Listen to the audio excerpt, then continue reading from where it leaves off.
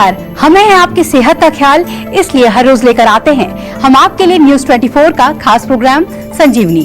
मैं हूं आपके साथ अश्मिता सिंह राजपूत और मेरे साथ है जाने माने आयुर्वेदाचार्य डॉक्टर प्रताप चौहान। डॉक्टर चौहान, बहुत बहुत स्वागत है आपका। धन्यवाद जी। क्या आपके कानों में भी गूंजती हैं आवाजें? भूलकर भी नजरअंदाज ना करें अपने कान। कान के रोगों से बचना है तो अपनाएं आयुर्वेद। डॉक्टर प्रताप चौहान के साथ देखिए संजीवनी। कानों में सीटी बजना, कानों में घंटे की आवाज सुनाई देना, ये आम बात नहीं है, बल्कि एक रोग है जिसे टिनिटस कहा जाता है। अगर इस पर ध्यान ना दिया जाए तो आपको कानों से सुनना बंद भी हो सकता है। यह न सिर्फ एक इरिटेटिंग बीमारी है, बल्कि टिनिटस की वजह से आपको सुनने की शक्ति भी आपकी खत्म हो जाती है। क्या आयुर्वेद में टिनिटस रोग का कोई उपचार है? आइए जानते हैं डॉक्टर प्रताप चौहान से। डॉक्टर चौहान, कानों में सीटी बजना, क्या ये आम समस्या है या कोई गंभीर बीमारी हो सकती है? देखिए, समस्या तो काफी आम है ये, क्योंकि काफी लोगों को ये रोग होता है।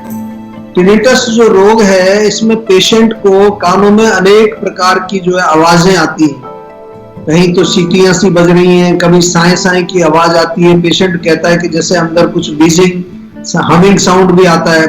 एक बार आता है ना, जैसे इस तरह का साउंड हो रहा है।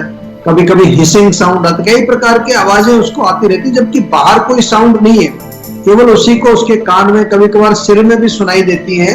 और ये रोग साधारण नहीं है, गंभीर रोग है, क्योंकि इसका इलाज कोई बहुत सरल नहीं है। बहुत सारे लोग हैं जो इस रोग से पीड़ित हैं। आजकल भारत के अंदर भी जो है काफी लोग टिनिटस से पीड़ित हैं। लेकिन आयुर्वेद यदि आपके साथ है तो कोई घबराने वाली बात नहीं है, क्योंकि आयुर्वेद में जो है हर रोग के हम रूट कॉज पर पहुंचते हैं, उसको समझने की कोशिश करते हैं। आयुर्वेद में जो है इस रोग को मेंशन किया है हमारे शास्त्रों के अंदर। कर्णनाद करके एक रोग लिखा है और इसका मूल कारण बताया है कि जो हमारे मस्तिष्क के अंदर, कान के अंदर जब वात दोष का प्रकोप होता है, हमारे मस्तिष्क में प्राणवायु भी होती है, उसको भी दूषित ये कर देती है। वात बढ़ने के कारण प्राणवायु जब हमारी दूषित होती है तो तब ये इस प्रकार का रोग होता है। क्योंकि वात जो है वो हमारे शरीर में सभी प्रकार की मूवमेंट्स को कंट्रोल करती है। कोई भी मूवमेंट हो, चाहे वो हमारे जो सुनने की जो मूवमेंट है, नर्व इंपल्सेस है, वो है। तो रोग गंभीर है, और क्योंकि इसलिए भी गंभीर है क्योंकि अगर इसका इलाज आप नहीं कराते हैं समय पर और ठीक नहीं होता है तो बहरापन हो सकता है, आप बिल्कुल डेफ हो सकते हैं।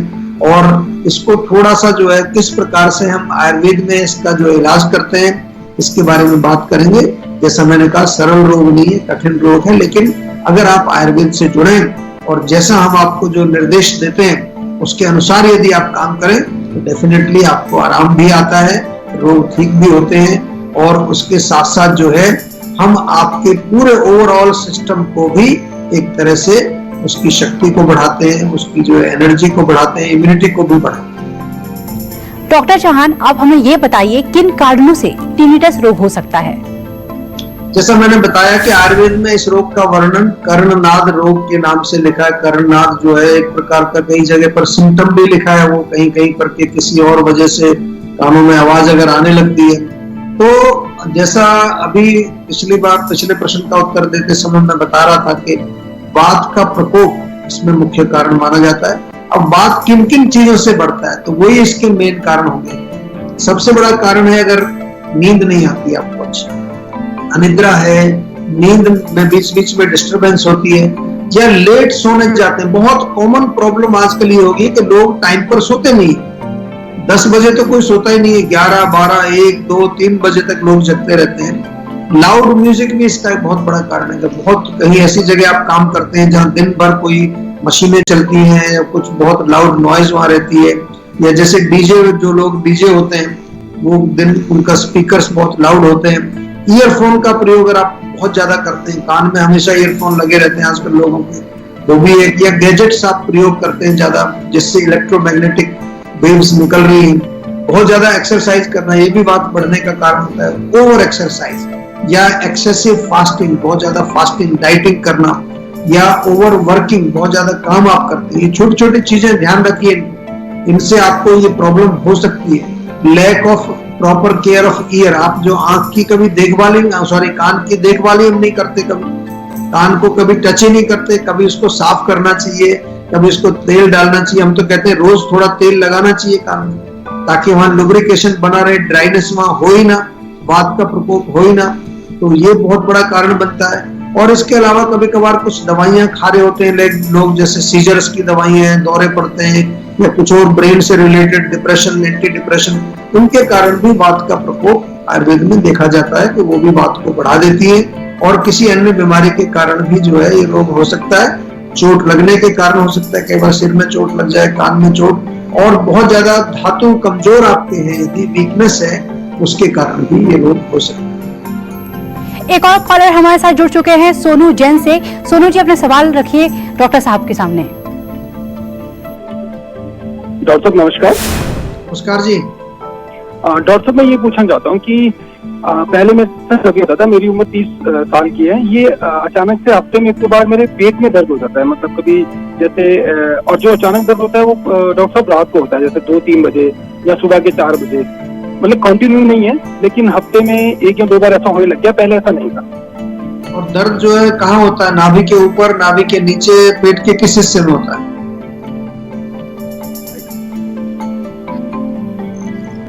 हेलो?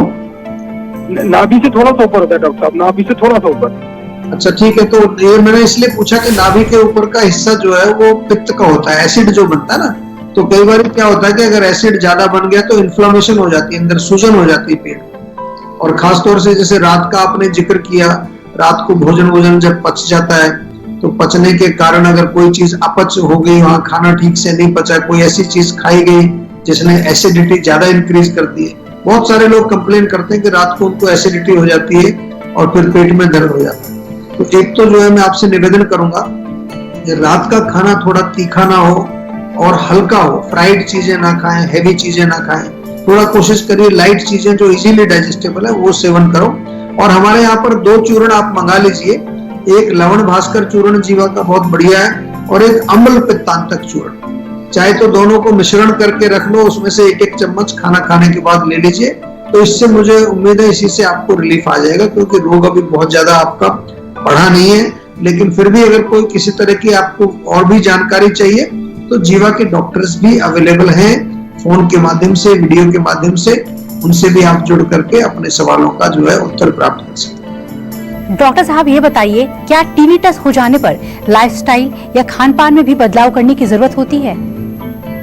जी देखिए, आयुर्वेद में हम जो है हमेशा रूट कॉज की ही चिकित्सा करते हैं, और रूट कॉज यहाँ पर वात का प्रकोप मैं बार बार आपको बता रहा हूँ। तो यदि हम वात को कम करने वाली कोई भी दवा अगर आपको देंगे, और दवा आप नियमित रूप से सेवन करेंगे, लेकिन अगर साथ में आपने वात को कम करने वाले भोजन आपने नहीं छोड़े, तो फिर आपको उसका फायदा नहीं होगा, या वात बढ़ाने वाली लाइफस्टाइल को आपने नहीं छोड़ा। इसलिए भोजन की और लाइफस्टाइल की आयुर्वेद में बहुत इंपॉर्टेंस है। जितनी इंपॉर्टेंस मेडिसिन की है, उतनी ही इंपॉर्टेंस आपके आहार और विहार की आयुर्वेद में मानी जाती है। और अगर वो आप फॉलो नहीं करेंगे तो हम आयुर्वेद में कहते हैं कि कोई फायदा नहीं है आपको, क्योंकि अपथ्यम की औषधि, अगर आप अपथ्य सेवन करेंगे तो उसका कोई फायदा नहीं है। निदान परिवर्जन चिकित्सा जो है आयुर्वेद में एक मुख्य चिकित्सा है, निदान को हटाना। तो इसलिए जिन लोगों को टिनिटस है वो वातवर्धक भोजन ना खाएं। उसमें क्या होता है, मुख्य रूप से ठंडी चीजें, ठंडा पानी, ठंडा दूध, ठंडा जूस, या बहुत ज्यादा रूखी सूखी चीजें खाने, रूखा खाना बिना किसी लुब्रिकेशन के, घी तेल के। आजकल लोग मोटा होने से डरते हैं और उसका रोटी भी बिना चुपड़ी खाते हैं लोग।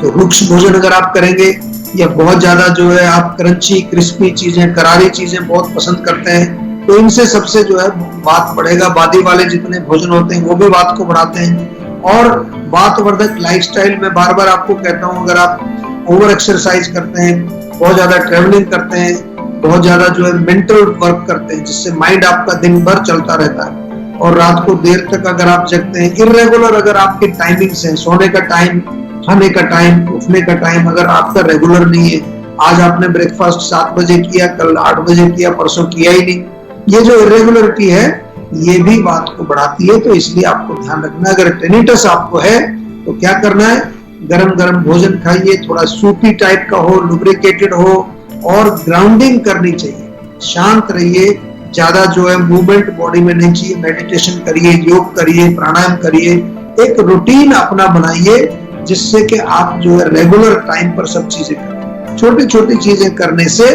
बहुत बड़े बड़े फायदे आपको शरीर में देखने को मिलेंगे। नमस्कार, मैं हूं मानक गुप्ता। अगर आपको हमारा ये वीडियो पसंद आया हो तो इसे लाइक और शेयर जरूर करें, और हाँ, हमें सब्सक्राइब और फॉलो करना ना भूलें ताकि आप देश और दुनिया की कोई खबर मिस ना करें। तो जुड़े रहिए हमारे साथ और देखते रहिए News 24।